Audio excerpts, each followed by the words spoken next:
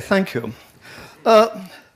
First of all, let me thank the organisers for inviting me. It's a long time since I've been to Bedford, but as it happens, as I was telling your organisers, I have a particularly strong personal family connection with this city. I'm staying at the Swan Hotel, and when I got up yesterday morning and went out the front door, not to have a cigarette, as I used to do, I saw this statue of a soldier. And it turns out it's a memorial to the men in the Bedfordshire Regiment who fought in the Boer War and did not return. And as it happens, my family were all professional soldiers, non-commissioned officers, back to the time of Queen Anne in the 16th Bedfordshire Regiment. And so it's a particularly, sort of, what shall I say, almost poignant experience for me to come. Very glad to say that our name is not on the memorial, otherwise I wouldn't be here, I imagine. But it's interesting, we still do have a connection. My great-grandfather was the servant, the batman, of General Redvers Buller, who led the regiment in the Boer War and was one of the most unsuccessful generals in the history of the British Army, and there's competition. But anyhow, dear old Sir Redvers Buller, or I believe it's pronounced Reavers, in fact, gave his name to my father, and now my son has that name. And so we do have a real personal connection going, I don't know, all the way back to Queen Anne with Bedford. So, as I say, for me, it's a particular significance. Now, I spent all of yesterday in an absolute blind panic, thinking, oh my God, what the hell am I doing here? Why is anything... What I'm going to say is obviously important and wise, but is it relevant? And I was having a lot of trouble thinking about this until later in the day I realized, oh my goodness, yes, that what I want to say is tremendously relevant to what we're talking about today. But I want to put it in context. And the context I want to put it in is the fact that some 10, 12 years ago, I published a little book called The Evolution-Creation Struggle, in which I argue that evolutionary theory, or evolutionism, and creationism, kind of evangelical approach to origins, which would include, I think, intelligent design theory, are in fact different sides of the same coin. They're both in the religion, or if you like, secular religion business, trying to give world pictures which go well beyond science. And in this book, I spoke about it in terms of millennial thinking. And as you probably know, there are two kinds, pre-mill and post-mill. Pre-mill thinks that Jesus is going to come, and then comes the millennium. And this is very much endorsed by evangelicals and the creationists and others like that. And the idea basically is not that we do nothing, but that what we do should be preparing for this. In other words, getting ourselves on side with Jesus, going out proselytizing, all of these sorts of things, helping the poor, certainly, all of these things, but with an eye to what is going to happen. Whereas post-mill is very much thinking, no, that we have got to deal with the millennium here, and then will come the second coming. And so, in other words, until I build Jerusalem on these green and present land. In other words, pull your finger out, folks, as the Duke of Edinburgh has said memorially, and get on with the job, and that sort of thing. Now, these are both cast in Christian terms. There are others, amillennialists like St. Augustine, so I'm not saying it's exclusive. But what I did was I argued that the creationists were very much in a pre-mill way of thinking. That basically, this is the world that God has created, and it is our job to get ready for the coming again. As I say, it is not in any sense a message of inaction. My creationist friends, and some of them have labored very long and hard in the vineyard, if I can use such a phrase, to that end. So it's not an excuse for laziness. Whereas I saw evolutionists much more often in a secular, but not always in a secular, but often in a secular post-mill way of thinking, is progress, the world has led up to us, and now let's go on and do it. And all you have to do is read the God Delusion to see the truth of what I'm saying. This is not a scientist writing. This is an Old Testament prophet writing. But it's not an Old Testament prophet writing saying, give up on the world, turn away, or do nothing, or anything like that. It's an Old Testament prophet who's saying, we're really in it, folks. But thanks to who we are, thanks to our reason, God-given or other, it's possible to turn it around and make for a better tomorrow. So this was my message. So what I saw was what I want to talk about on Gaia is tremendously relevant and fits into that schema, as it were, of pre-mill, post-mill, okay? Now, I won't be talking about pre-mill and post-mill now until I come to the end, but keep that in mind as the context in which my talk occurs. Okay, my talk is about the Gaia hypothesis. And this was the brainchild of an English scientist, actually James Lovelock, but everybody calls him Jim, Jim Lovelock. And Jim Lovelock is not a theoretical scientist or anything like that. He's an inventor. He's the guy who invented the electron capture detector, which led to our realizing that there was a big hole in the ozone, because he did this sort of thing. One of the interesting things is I want to stress that Jim is very, very good. This is not some guy who, as it were, backs accidentally into things or that sort of thing. But in the early 1970s, he was made a Fellow of the Royal Society.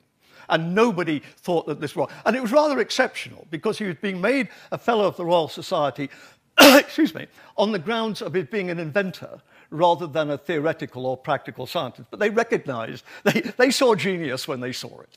So that's Jim. He argued from 1965 on, he had this flash of insight that the world is not just a lump, it is, in fact, a living organism. I should say he was, at that time, involved with NASA and going to California quite a bit and working on whether or not there was life on Mars. And, of course, all the space people wanted lots of money to send spaceships there. They got very cheesed off when Jim said, oh, no, you don't need to go to Mars. All you've got to do is compare atmospheres. And I've got a machine which will let you do that. And as soon as you do that, you see that Mars doesn't have an atmosphere at all like something either which has living things or had living things. But this was the insight for Jim. He said, but now I realize that the Earth is a living thing, not just living things on the Earth, but the whole thing. And notice that for Jim, it's the Earth versus the universe. It's not the whole universe. In fact, it's the Earth versus the universe. I don't think, to be perfectly frank, Jim is not a philosopher or a historian of ideas.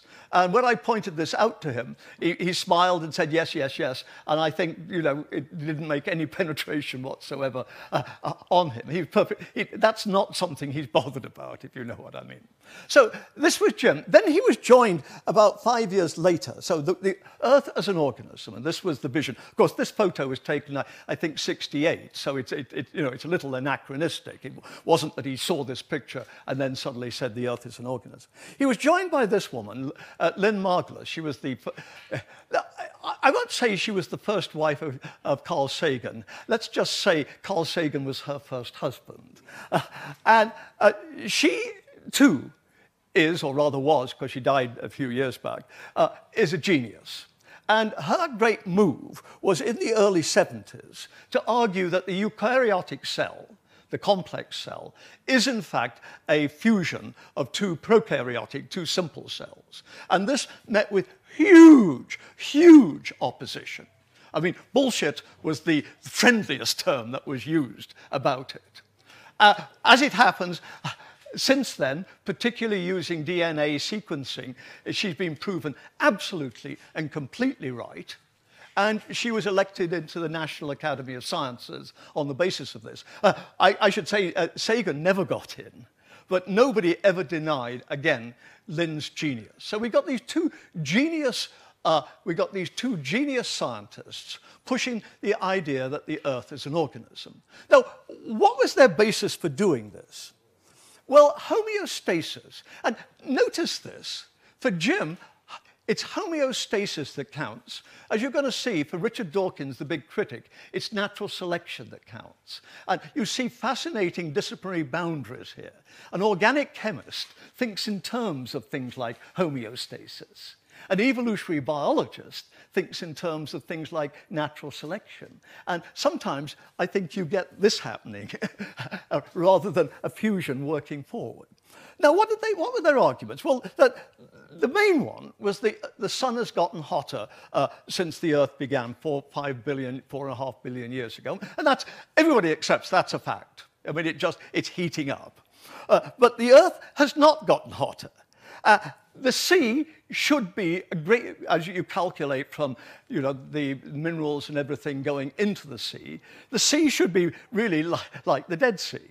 But it's not. It's a lot less salty than it should be. And oxygen levels remain stable at about 20%. And so basically the idea that it was Jim's baby, but Lynn was very much behind him. The idea was that all of this points to the Earth being in homeostasis. What's the paradigmatic example of something in homeostasis? A body, an organism. Because, as we know, if it gets hot, you start to sweat, as you did last week, and if it gets cold, this week, you start to shiver, as I did all day yesterday. So this, fascinating, this is from Jim's this is from the first paper they wrote. And it's very clear, you can see exactly the point they're making. Given the temperature, you can calculate what the temperature of the Earth should have been after it was formed. And you can work out, first of all, in fact, because there's no atmosphere or anything, the temperature should have dropped very significantly. And then it should have started to build up as the sun got hotter and hotter. So this is what should have happened. And basically, this is what did happen, as you can calculate from ice ages and things like this. In other words, the Earth is in homeostasis. A nice story. I'm sure that those of you particularly those of you who publish books, are aware that that last moment when you've got to give up the proofs and send them back to the publisher, and the night before you start to panic and you say, oh my God, have I got the main argument I'm criticizing? Have I got, have I got David Livingstone's argument that is the centerpiece of my critical attack? Have I got it quite wrong? And so you dash off to Jay's store or to the library, or in my case, you send a graduate student off, and you find yourself at 10 o'clock at night frenetically reading this in case you got the argument wrong. Well, of course, I did this. I got this paper. And in fact, I hadn't used this picture. I'd used one from Jim Lovelock's later book, which is nothing like as clear. And I looked at this picture, which is very small in the original, rather smudged. And I looked at it and I said, oh my God, yes, now I see why Gaia was so plausible. Now, that sense of empathy, whether you agree with it or not, why was it that a brilliant man suddenly said, the Earth is an organism? And looking at this picture here and seeing what it should have been and what it was, I said, oh my God.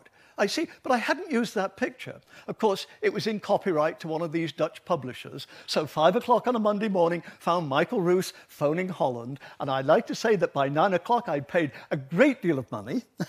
And in fact, that's the picture. But that shows so clearly what Gaia is all about, okay? Why it's interesting. Well, it's interesting because you've got brilliant minds pushing it.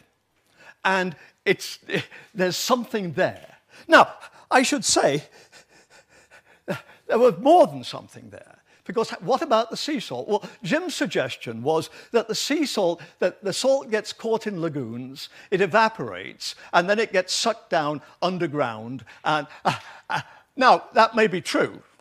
But Jim said it gets sucked down underground in order to keep the sea normal, because he thought of it as an organism. Why do you sweat? Well, in order to keep the body at a constant temperature. So he was thinking what is known in the trade as teleologically, in terms of final causes, in what will happen rather than what did happen. Well, how did Gaia, the idea, go over with the professional scientific community? This is a picture of a lead balloon. It went over like a lead balloon. I have to tell you. The scourge of the sloppy, Richard Dawkins. Oh, did Richard Dawkins have a wonderful time with this one, particularly since the SOB was busy publishing a book which was arguing that, things which happen here can affect things which happen in Africa. He was arguing a holistic view of the Earth, but he had to put himself one apart from these terrible, terrible human beings. And this is the point I made. What I find so fascinating is instead of going after homeostasis, as people have done, and saying, well, it's not really homeostasis, or there are aspects which, we question. That never dawned on him.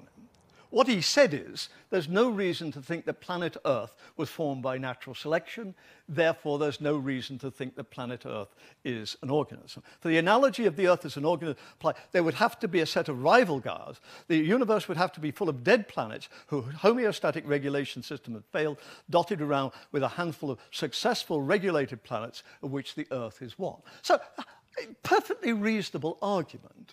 But in a sense, at least to a philosopher looking at this debate 25 years later, saying, there's something really interesting here. Because if ever people were talking past each other, this is a classic case of this happening. And of course, then as David knows, the next thing is we're into generalizations. We've got one example, so it must be true for everything. And so immediately we're looking for other examples where it might happen. But what makes the whole debate so interesting is as Gaia was being rejected vehemently by the scientific community, the general public was picking it up and loving it. And believe me, go on to Google and you'll see that 3/4 of the economy of California is Gaia-based. I mean, I'm not joking. I mean, there's Gaia gardens, there's Gaia furniture, there's Gaia, Gaia getaways. I'm not telling you, as I say, even there were Gaia sex clubs, but they call them pagans. But that's further down the talk, okay? Don't worry, dear. There's some sex coming. Don't worry. Your morning is not wasted. There's going to be all sorts of rude things that are going to have me packing my bag and leaving by 11. Don't worry, dear. And you're going to say, yes, it wasn't proper, was it? But I really did enjoy it. The general public loved it. And my favorite one is this woman, Mary Midgley, who is really is the philosopher's counterpart to Richard Dawkins. She's a philosopher. She was at Oxford before the war, but she ended up at Newcastle. Her husband was professor there, and then she became professor there too. And this is from an article that she wrote about Richard Dawkins. I picked out some of the salient words. Midgley on Dawkins: confusing, weakness, uncritical, unworkable, oversimplified, bankrupt, speculate. It was a 20-page article. This was page 1. So it was natural to find that Mary Midgley loved Gaia, that Mary Midgley embraced Gaia enthusiastically. Like babies, we are tiny, vulnerable, dependent organisms owing our lives to a tremendous whole. And one word I want to pick out here is whole, because I think that this is a key to Gaia, and underlying the difference between Dawkins and Lovelock. I see Gaia as holistic in some sense, whereas I see Dawkins' selfish genes as reductionistic. I see Gaia as organic, as opposed to selfish genes mechanical. Now, please understand, that's not a value judgment, one is better than the other. It's trying to understand why the hell you've got two very intelligent people, Richard Dawkins and Mary Midgley, neither of whom are religious. So we're not looking at one side being ardent Roman Catholic or evangelical or linking Gaia to abortion or anything like that, but at some level so completely and utterly, as it were, not even talking past each other, just incommensurable, to use Kuhn's language. Well, as an evolutionist, I always think that the way to understand things is to turn to the past.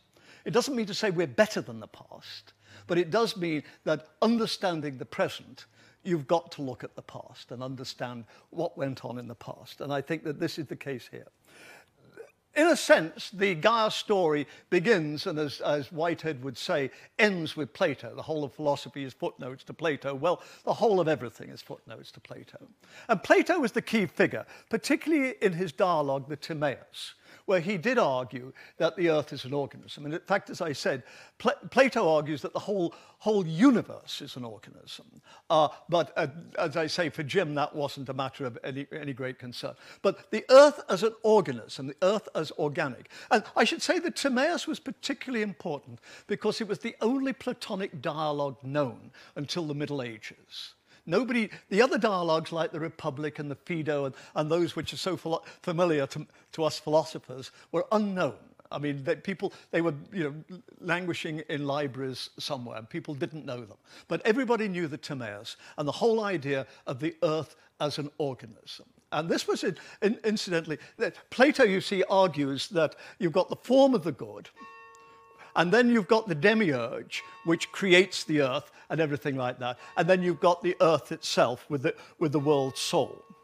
For Aristotle, very interestingly, Aristotle, although he was very much into organicism, never accepted a world soul. Because for Aristotle, the unmoved mover, the perfect God, had to be doing that which was perfect. And that meant the unmoved mover had to be thinking about perfection. And the only perfection is itself. So the unmoved mover, like some of my younger relatives, spends its whole life thinking of and only of itself, and could never, therefore, think about this earth of ours, which is incomplete. So it's a funny kind of way that Aristotle... So although Aristotle is very organic, he's not into world souls or things like that. But as I say, you've got these three parts, the form of the good, the demiurge, and the world soul. And so what the Christians did to a great extent was the form of the good is God the Father, the demiurge is God the Son, and the world soul is God the Holy Ghost. And so at a certain level, it was fitted. I don't say that this was, major theology, but people felt very comfortable, particularly people like Augustine, who were very much taken up with Platonism. He didn't get it directly from Plato, he got it from Plotinus, but certainly. So this whole idea of the world soul was in fact a very comfortable part of theology right up through the Middle Ages. And then, of course, comes the Copernican revolution. And David will point out, well, it's got to be very careful about this. I mean, for instance, Copernicus was a minor cleric, for instance, and certainly died in good standing. So mention was made yesterday of the conflict thesis, Draper's conflict thesis. I'm not into that here today, but it's not true, apart from anything else. But certainly what Copernicus, and then following him, others, and I always find Robert Boyle in many respects more interesting than Descartes, apart from anything else he writes in English. But certainly Robert Boyle, I think, is the great philosopher of the scientific revolution, the one who spotted exactly what is going on. And Boyle said the world is like a clock, and he mentioned the clock which is still in Strasbourg Cathedral. It's one of those clocks where, every hour all sorts of wonderful things happen, like the little clock at Wells, only much more so than that. And so the world is as a machine.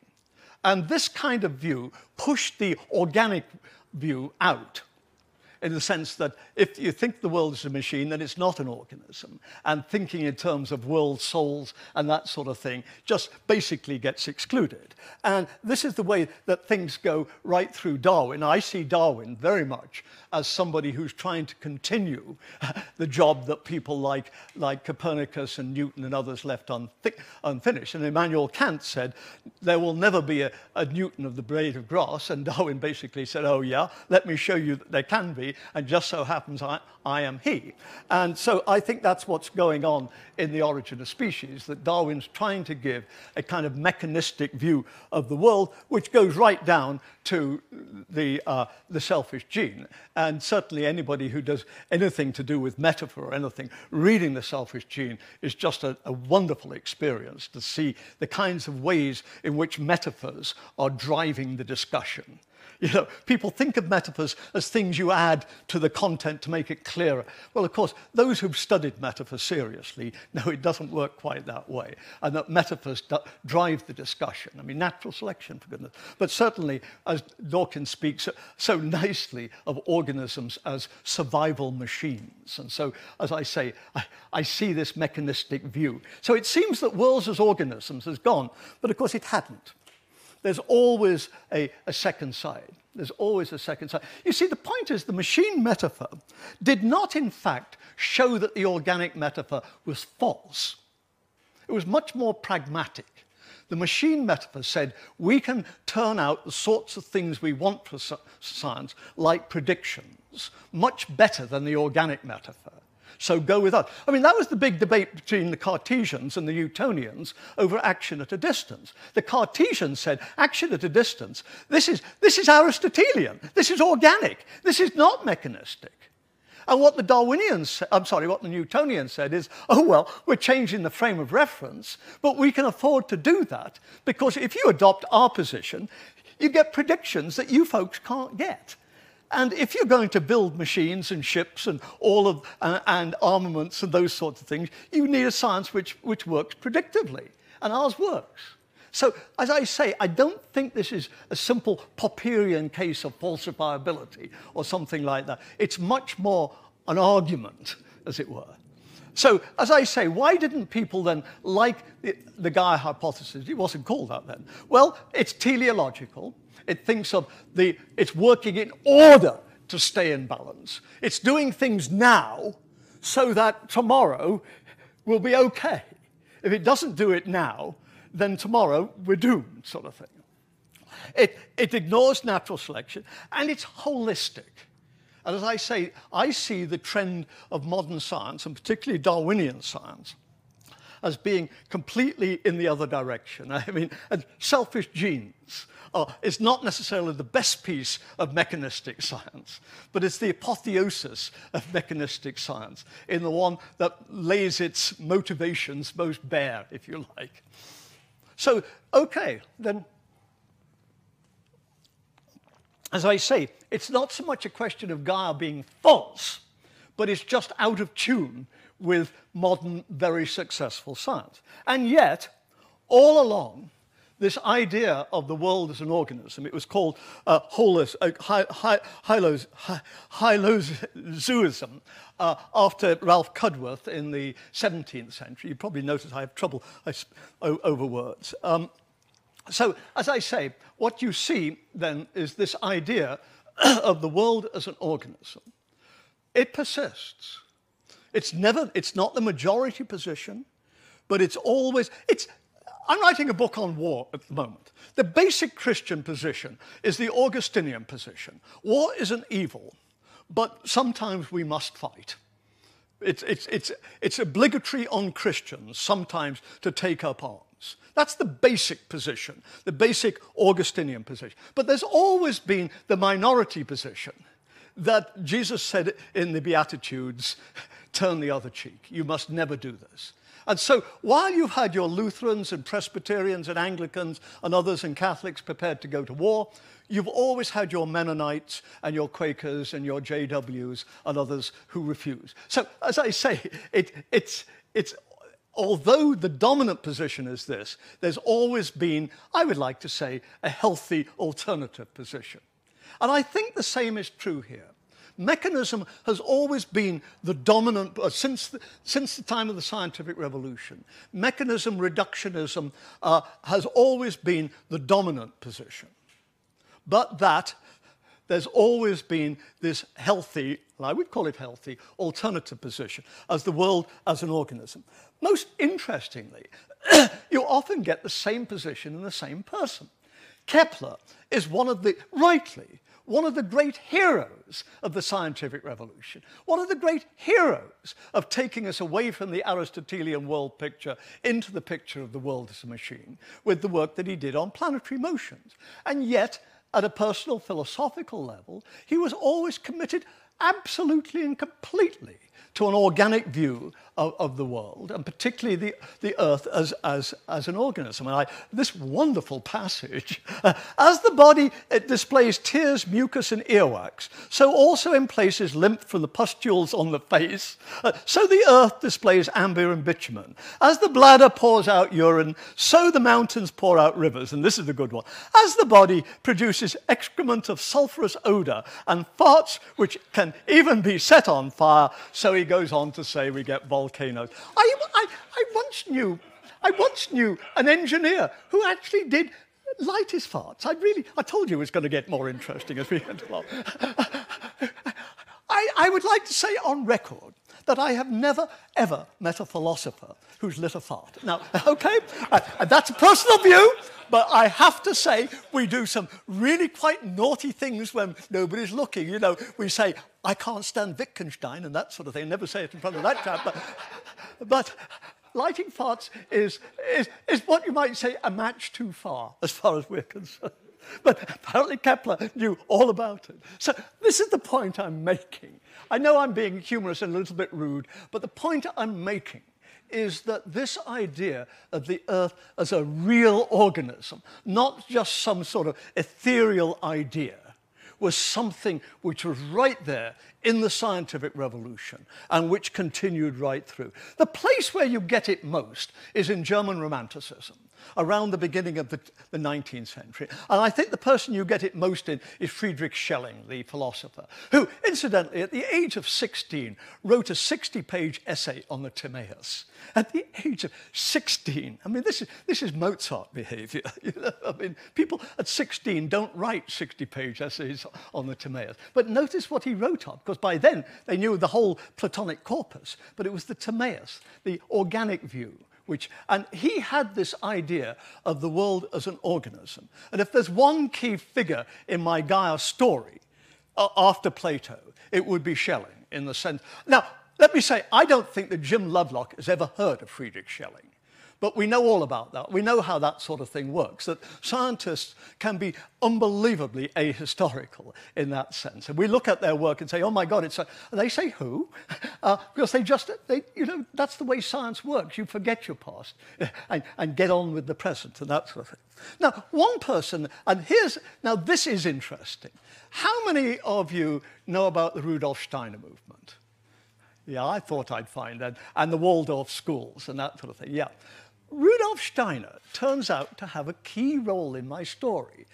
I should say my stepmother, after my mother died, I was brought up as a Quaker. My father married a German woman whose family are into Steiner. In fact, her father knew Dr. Steiner. And my father worked at a Waldorf school for many years. So my attitude about Steiner is I know all about it. I think it's absolutely total nonsense, but that, you know, and there are things I disagree with very strongly, like the vaccination issue. But the point is, I knew about Steiner, and oh my God, I did not expect to find that Steiner would play a part in my story, but I think he plays a very fundamental part. And Steiner, who lived at the beginning of the 20th century, he was Austrian, but worked most of his life in Germany and worked in the Goethe Institute, or worked on the Goethe papers and that sort of thing. He was very much influenced by Madame Blavatsky, theosophy, but then he developed his own kind of quasi-Christian view. And Steiner, who then founded the Waldorf school system at the request of one of his rich supporters, and also was very much into agriculture, particularly after the First World War, and developed this system of so-called biodynamic agriculture, which is a little bit like organic agriculture, but with some fancy sorts of things, like things you do at midnight when the moon is full and that sort of thing, and all of these sorts of things. So, and it's still very much, particularly in places like America, it's still very much a thriving business, but it's very much a minority thing. But as I say, Steiner, particularly if you look at the writings that he has after the war on agriculture, makes it very clear that he's completely into an organismic view of the Earth as an organism. He thinks, in fact, the organs are turned inside rather than outside, but certainly it's the Earth as an organism. And you see, once you've got the Earth as an organism, then you've got ideas like, well, then things go wrong, affect the body politic, and what you've got to do is be concerned about the health of the Earth. And that, of course, flags you to things like artificial fertilizers, and particularly to DDT. And in fact, that was something that the Steiner people picked up on even in the 40s, that DDT is not a good thing. And they were writing very strongly about it. Now, of course, okay, so that's Steiner. I'll pick up on Steiner again in about 2 minutes. What I want to say, though, is that the big place where Schelling had his effect was in America, particularly through the New England transcendentalists, who were looking. You see, what you've got with the world soul is that the idea of God, not as God as an individual, the chap that you meet in the garden in the cool of the day, and that's God as a person, the God that Alvin Plantinga worships. In other words, the God particularly of the Protestants. What they're looking for is much more God as world soul. Almost, not necessarily even a conscious world soul, but God as a life force. And this, of course, is very much what you get in Emerson. And if you read any of Emily Dickinson's poetry, you'll see that this is the underlying philosophy. So Schelling, with his world souls, was picked up, and this is Peirce writing about Schelling, about Emerson. I was born and reared in Concord, in New England, at the time when Emerson and friends were disseminating ideas they caught from Schelling, and Schelling from Plotinus, who, of course, was the Neoplatonists, in other words, from Plato.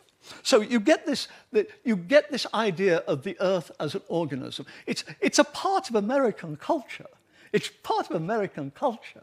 And it goes right through to people like Thoreau, if you read Thoreau, and particularly in the 20th century, the great figure in 20th century environmentalism, Aldo Leopold. And if you look at Leopold's writing, philosophy suggests there's one reason why we cannot destroy the Earth with moral impunity. The dead Earth is an organism possessing a kind and degree of life which we intuitively respect as such. So this is part of American psyche at a certain sort of level.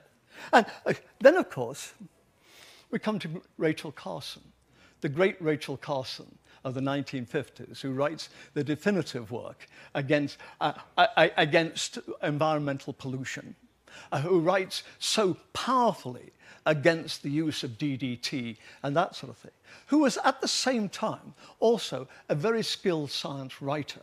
She didn't come out of nowhere. She came out of the 1930s, and she'd been writing science at a more popular level since the 1940s. A classic case of sexism. She couldn't get a proper academic post, so they said, well, why don't you write the reports of the Institute for us, that sort of thing. And so she started doing this, and she turned out that she was very, very talented at doing that. And so she'd already written books before Silent Spring came out. Now, Silent Spring is very carefully organized or put forward. She knew she was going to have a huge amount of opposition, particularly from very powerful chemical companies. So the last thing she could do was let on that she might have had any flaky sources. If they caught Rudolf Steiner, you know, they would be pre-tweeting Trump on this, you know? They would be saying Rachel Carson has a bleeding face, which I gather was yesterday's Trump tweet, you know? Poor little Rachel Carson, you know, got no real brain and her face is still bleeding from it. She had breast cancer, knowing Trump, and her chest is still bleeding. I mean, I tell you, if you say what he did yesterday. So she knew she could not mention Rudolf Steiner. However, she got all her stuff about DDT from a woman called Marjorie Spock. And I'm sure in England you know Benjamin Spock, the pediatrician. She was the younger sister of Benjamin Spock, the pediatrician. And she was an ardent follower of Rudolf Steiner. She went to Dornach in the 1920s, studied. She was a eurythmy teacher, you know, the dance that they do. But also she was one of what we now obviously see was a kind of subculture of lesbian intellectuals, if you like. These were people who often had money, but who were certainly involved in doing things, not just sitting on their bums, but were concerned about things, but passing information around. And it's clear that Marjorie Spock and Rachel Carson struck up a relationship like this. And the letters are still there. And Rachel Carson said, "You are my chief clipping service." And we know that Marjorie Spock fed all of this Steiner, not Steiner-based, but Steiner influence to get on and do this kind of work. And she fed it all to Rachel Carson. So what I'm saying is Silent Spring, believe it or not, I think the biggest influence on Silent Spring is Rudolf Steiner, although you would never see it there at any point. And then, of course, but the idea, particularly in the 60s, you get ecofeminism and green ecology and all of these. So Arne Næss, for instance, the Norwegian, deep ecology, I suspect our thinking need not proceed from the notion of living being to that of the world. We will conceive reality or the world we live in as alive in some sense, not easily. There will then be no non-living beings to care for. So what I'm saying is this idea of the Earth as an organism has always had a very healthy existence. And just going back to Rachel Carson, she makes very clear in some of her writings, and even in Silent Spring, that that's the perspective she's coming from, to see the Earth organically in some sort of way. We are killing Mother Earth. And, of course, inevitably, it got caught up by the pagans. I actually went out and interviewed these people. I'm glad to say I did not have to go skyclad. They did invite me to take my clothes off. They said, we can have a much more comfortable discussion if we take their clothes off. And I said, I'm a philosopher. I'm not into lighting farts or taking my clothes off in front of pagans. But anyhow, so I went out to California to interview these people. And again, the pagans are completely and utterly into Gaia. In fact, they got in touch with Jim when it came out. And this is the picture. I wanted to put this on my cover, but University of Chicago Press said absolutely no way. But it's the picture of Mother Earth, the Earth as an organism, as I say, something deeply. Now, here is my second Steiner link. And this is particularly interesting. And this takes me back to Jim Lovelock.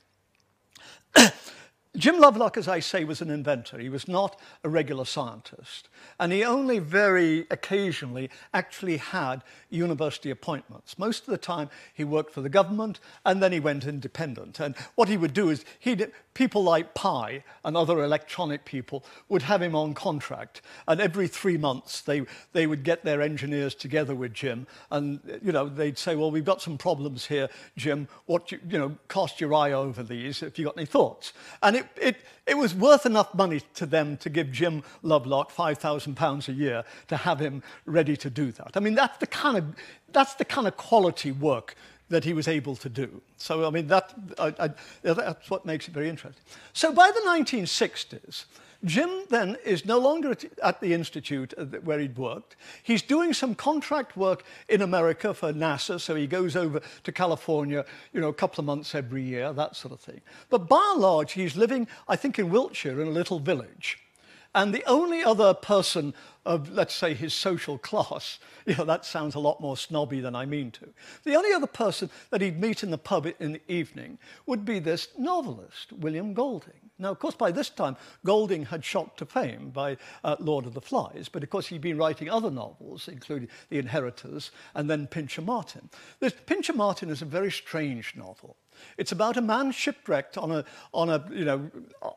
rock in the Atlantic, and he spends the next week dying, and memories coming up, and he's not a very nice man. At the end of the week, presumably he dies. And then in the final chapter, we learn that he'd been dead all along. That in fact he died, as it were, his body was washed up. And so what's going on? Well, what is going on, and of course nobody sees this, is the Rudolf Steiner idea of the doppelganger.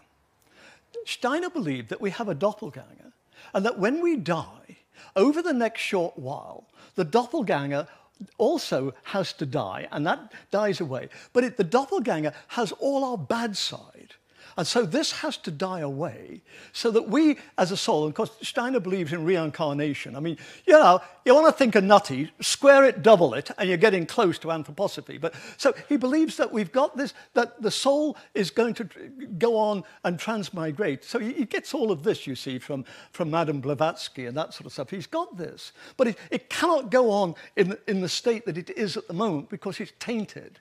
And so the doppelganger, as it were, separates off and dies. And so what Golding is doing is working out the idea or using the framework of the doppelganger in his novel. And as soon as you realize this, the whole novel makes sense. And the fact that this man who's dying is not a very nice man. You say, somebody can't be this awful. Well, of course, the individual was not this awful, but it's this side of him that's awful, that is dying away. And soon you see, well, of course, none of this is mentioned.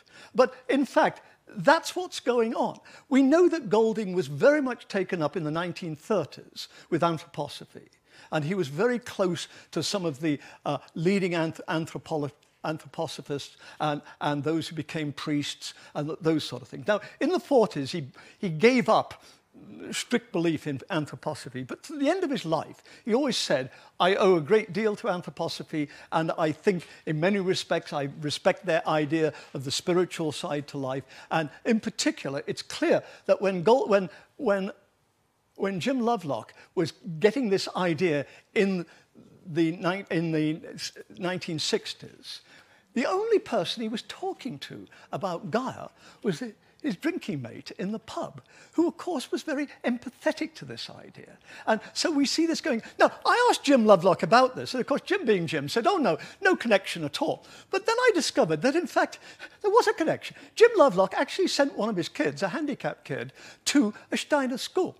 And there's letters where it's clear that Lovelock and his then wife, his first wife, had dug into the Steiner philosophy and looked into it. And Jim knew a lot more about anthroposophy than he was letting on to me or to the world generally. If you look at his autobiography, there's nothing about this. Nothing.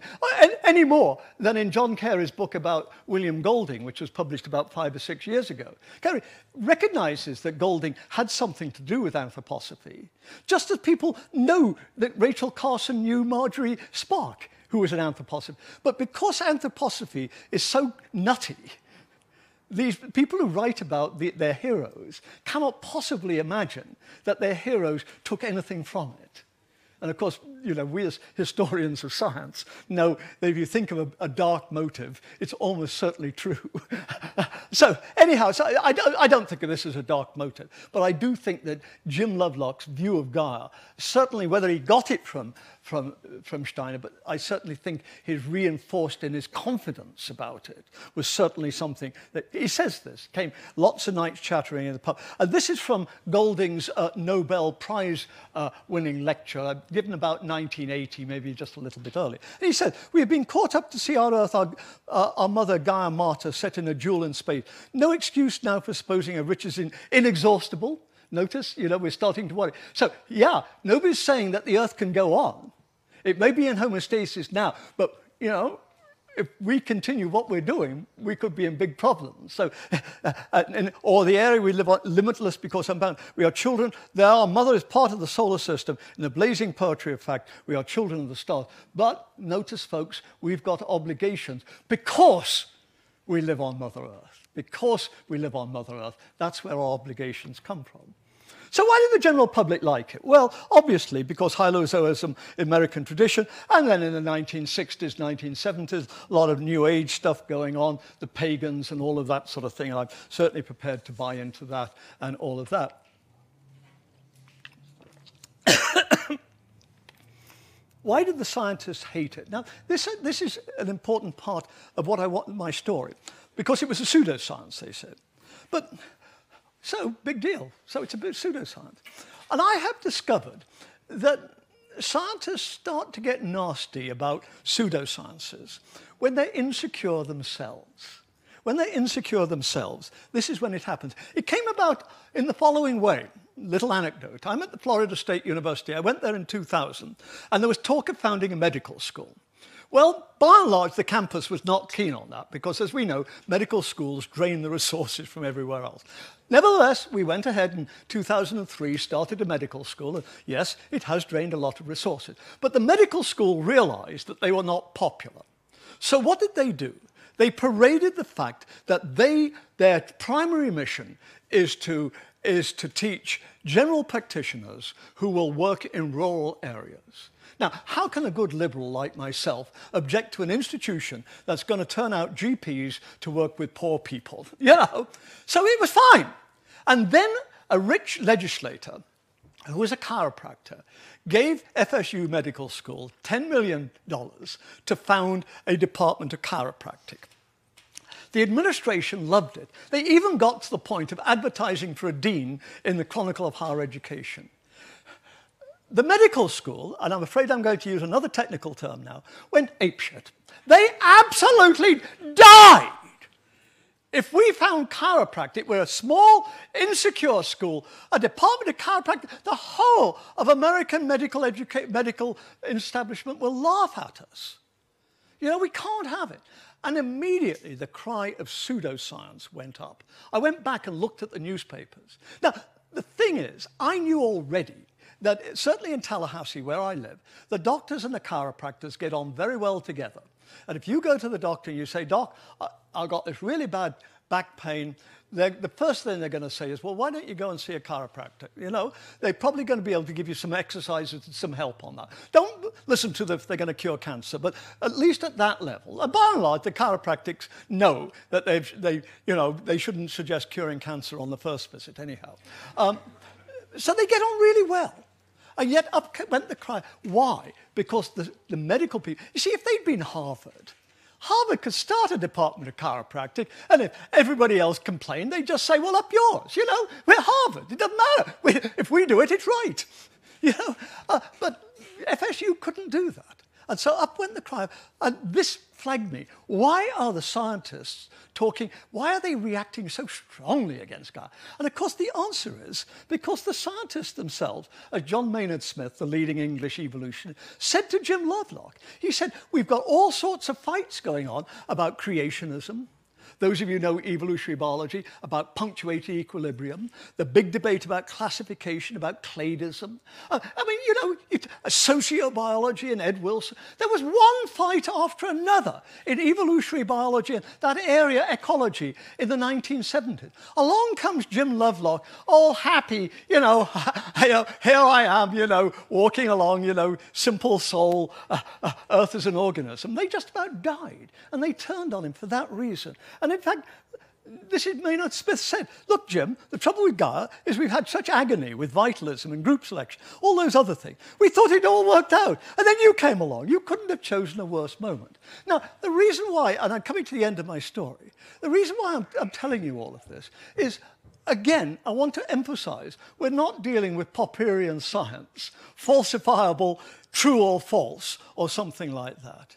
We're dealing, I would say, with religious movements, but at least with cultural movements, where we're negotiating, and all of those sorts of things are going on. And the point I want to make is not that Gaia is right. I mean,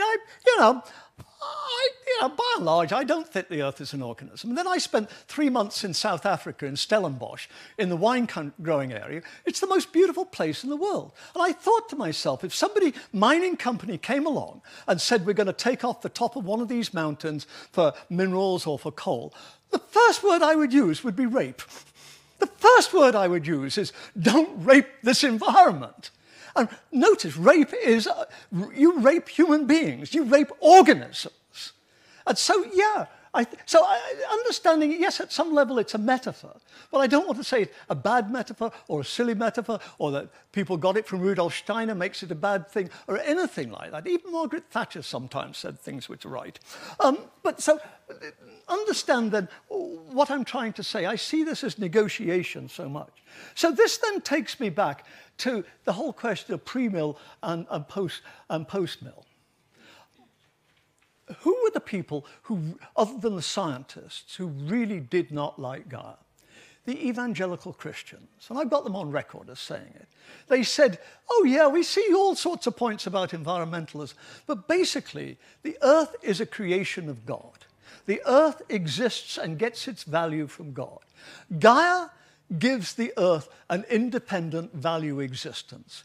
Gaia gives the Earth a religious, ontological, theological status in its own right. And we think that that is heresy. A statement made at the height of the Gaia controversy by the head of biology at Wheaton College. That's the evangelical college in the Midwest that Billy Graham went to. So that, in other words, the evangelicals found Gaia, and as I say, I see this because they've got this, you see, I want to suggest that Gaia is something that lends itself very much to a post-mill perspective. We're in trouble. I mean, we saw that in Golding. We're in trouble, folks, but don't despair. It's not too late. We can do something. We can do something. Now, whether we think of doing it through our God-given abilities or not, the point is, folks, we're in big trouble. Get on and do. And I see that as very much a post-mill sort of perspective. So I want to put Gaia, as I don't in the book, but I would now, I want to put Gaia very much in perspective of this book that I wrote. And I should add, as a final footnote, halfway through writing this book, I discovered that somebody in this room who shall remain nameless, but who lives in Northern Ireland and has the name of a famous explorer, it turned out the son of a bitch had already written an article on this very thing that I had to kind of pretend I didn't know about and write apologetically and say, well, David, I'm just filling in. But of course, I'm not saying it was David Livingstone, you understand. So, yeah. Actually, I look at him, he looks more and more like Plato to me every day. So there you are, all footnotes to Plato. So there you are. That's why, in fact, I think that what I am talking about in Gaia does have relevance to what we're talking about here, because I see it very much as something which fits very comfortably and revealingly in an apocalyptic framework, particularly apocalyptic framework of thinking in terms of premillennial, postmillennial. And what that means, if you take those in as tropes at some level, as not necessarily tied explicitly to religious people, but to a religious perspective. This one of, there's nothing we can do, folks. Well, the end is going to come. We're in the hands of God. What we must do is prepare for that. As opposed to, we're in big trouble, folks, but we've got the abilities to make it better ourselves. Roll up your sleeves and get on with it. And so, as I say, I see the Gaia hypothesis as absolutely fundamental to this conference. Thank you very much indeed.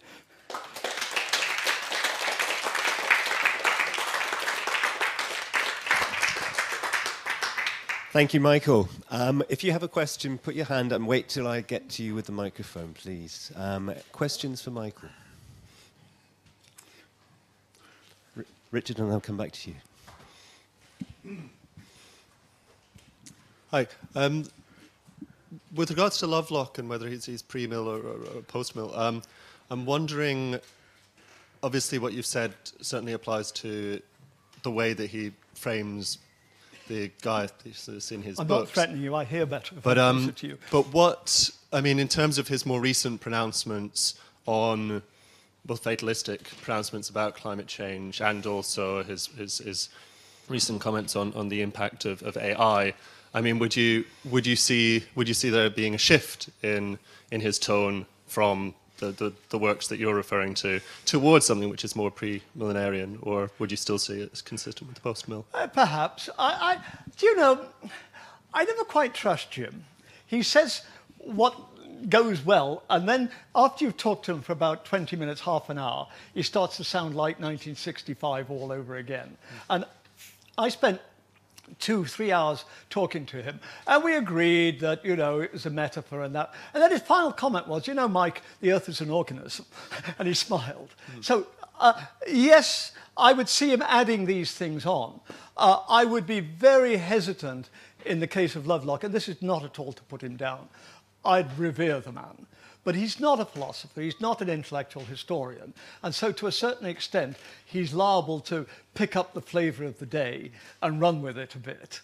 And then, it's not completely well thought out always. So my feeling is perhaps so, but I think fundamentally it's the earlier Jim Lovelock that's basic at some sort of level. But, you know, as I say, there's a good paper there. There's another question at the front.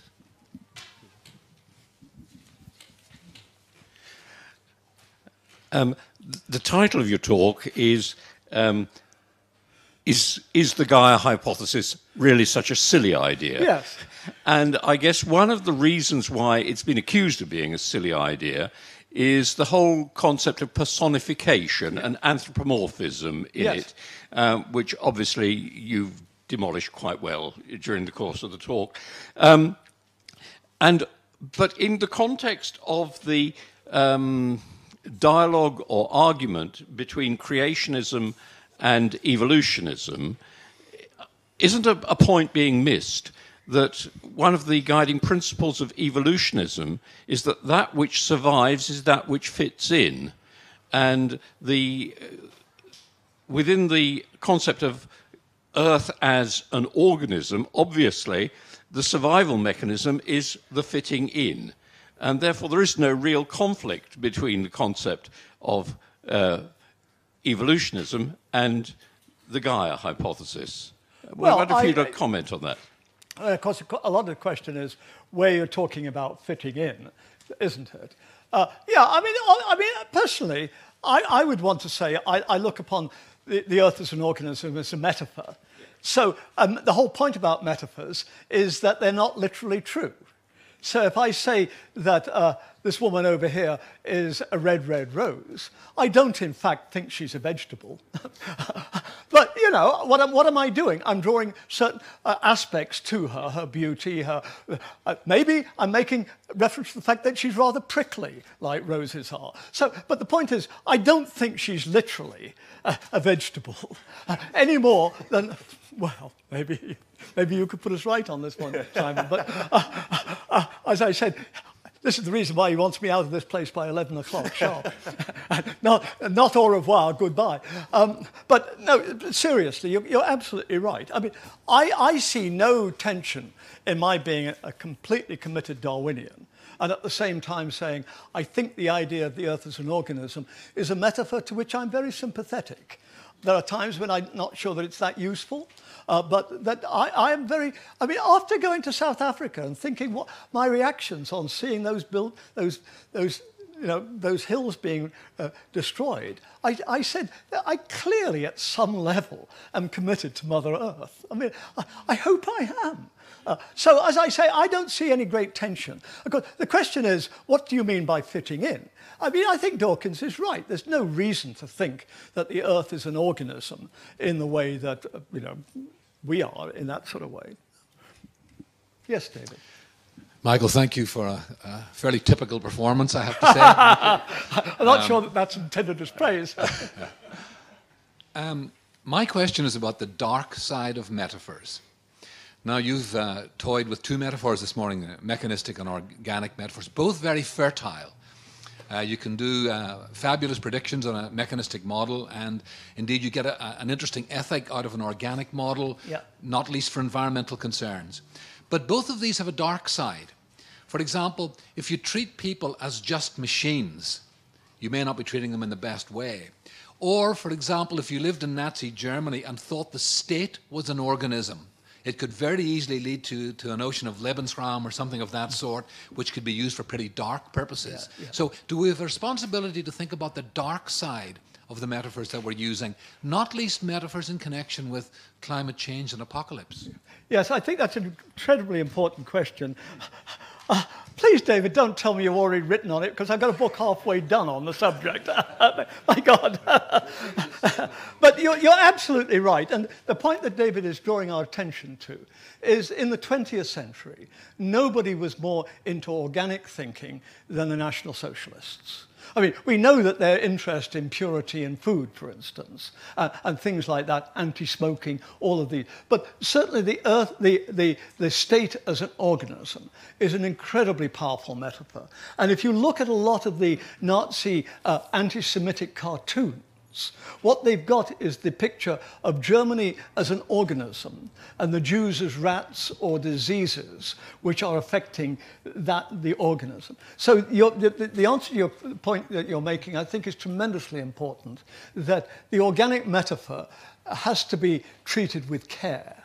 And those who say at some level, oh, well, because it's organic, it must be good, which we're all into to a certain extent, that's a very dangerous argument, because the point is, because it's organic, you could say it must be bad. And, so I do think that that's a very important side to it. Having said that, of course, well, it's like everything, isn't it? And you as a Christian would say there are very few things which don't have their dark side and their light side. There are very few things. I mean, the whole point about being a Christian or being a human being is so often we're here in the land of John Bunyan, where we're faced with these choices. And do we take the easy path, or do we take the straight and narrow? And so often I think that life is this question. I think the organic metaphor is one which raises this very acutely. Hi, thank you for that talk. Fascinating. I wonder if the concept of Gaia, and to my knowledge, I don't think Jim ever said that, from the start that the Earth is an organism. He certainly said it behaves as if it were one. The important thing is the aspects of feedback mechanisms, and that it gives you a good justification for doing one thing in one place that affects somewhere else and provides an increase in albedo or burial of carbon, and that affects the whole system, whereas previously it was very much, well, what's happening in this place? I mean, even today, impact assessments are based on a particular place rather than considering where they fit in the wider landscape, region or globe. I'd like you to comment on that. Yes, well, I think you're absolutely right. And I mean, the other side to David's thing is that there's two sides to organic, there's two sides to mechanism or organism. And the simple fact of the matter is, mechanists, reductionists, have to recognize systems. They have to recognize that systems are integrated. Because, as I say, the farce is, at the very time that Dawkins is criticizing Lovelock, he's busy writing this book, The Extended Phenotype, where he's arguing that things which happen in Bedford could then go on and have effects on things that happen down in Bulawayo or something like that. So he's dealing with integrated systems. And if somebody, as I would say, looked at it and said, oh my God, Richard, this is just what Jim Lovelock's talking about. This is Gaia. Of course he'd say, no, it's not, because I'm not looking at it that way. And that's true. I mean, I don't, but at the same time, you have to recognize that there are fundamental problems to be grappled with. You see, this goes back to what I was saying originally. I don't see the triumph of mechanism over organicism as being a simple question of truth prevailing over falsity, light over dark, Popperian sort of science. You know what I mean when I say Popperian science. It's false, it's been falsified sort of thing. I see so much of science, particularly in these big questions of negotiation, that's a good word, I guess, where, for a long time, organicism just wasn't very useful for the kind of work that people were doing. Now, of course, you get back to things like quantum entanglement, and my God, if you don't have something holistic, I mean, we're told you can do something to a molecule or an electron here, and, right across the universe, something, Now, if that isn't holistic at some sort of level, I don't know what is. Now, I don't mean that, therefore, you should say, oh, let's go back to Plato and do... No, maybe you can keep doing the sort of work you're doing. But the point is, we're wrestling with the same problems. It's a question of which way do you want to look at it. And of course, novelists think of this. They say, yeah, that's a good metaphor for what I'm trying to do, but maybe another metaphor would just sort of edge out some of the issues which this metaphor doesn't quite deal with, and that I want to focus on. Rather like I was doing this morning. Well, I can talk about Gaia, but then I said, I want to put it in context to sort of ease out some questions that I don't quite deal with there that I'm pointing to. Wonderful. It's time to take a break now. Thank you very much, Michael Ruse.